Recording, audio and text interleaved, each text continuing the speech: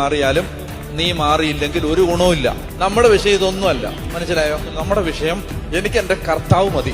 അങ്ങനെ ഇന്റൻസിഫൈഡ് ആയിട്ട് നിങ്ങൾ കർത്താവിന് വേണ്ടി ദാഹിച്ചാൽ ഞാൻ പറയാണ്, നിങ്ങൾക്ക് നിങ്ങളുടെ ഭൗതിക ആവശ്യത്തിന് വേണ്ടി ഒന്നും പ്രാർത്ഥിക്കേണ്ട. പിന്നെ കർത്താവിനെ കണ്ടാൽ മതി, കർത്താവിനെ കേട്ടാൽ മതി എന്ന് പറഞ്ഞാൽ പിന്നെ ബാക്കി എല്ലാ കാര്യങ്ങളും കർത്താവാണ് നോക്കുന്നത്. അപ്പോൾ എന്തോരം എനർജിയാണ് വെറുതെ മനുഷ്യരോട് യുദ്ധം ചെയ്ത് കളയുന്നത്, ആവശ്യമില്ലാത്ത കാര്യങ്ങൾക്ക് വേണ്ടി കളയുന്നത്. മനസ്സിലായോ? അവരെന്നെ നോണ്ടി, അവരെന്നെ ഇങ്ങനെ പറഞ്ഞു, ഇവരെന്നെ ഇങ്ങനെ പറഞ്ഞു, ആ പറഞ്ഞു അച്ഛോ അത് അങ്ങനെ പറഞ്ഞു, അച്ഛോ അത് ഇങ്ങനെ പറഞ്ഞു.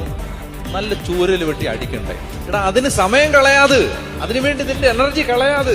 ആ സമയം നീ ഏറ്റവും വിലപ്പെട്ടതിന് വേണ്ടി സമയം ചെലവഴിക്കുക. നിന്റെ ആത്മാവിൽ നീ പ്രാർത്ഥിക്കുക, ഈ അവൻ എന്നാ പറഞ്ഞാൽ എനിക്കെന്റെ യേശുവിനെ കണ്ടാ മനസ്സിലായോ? എനിക്കെന്റെ യേശുവിനെ കണ്ടാ മതി.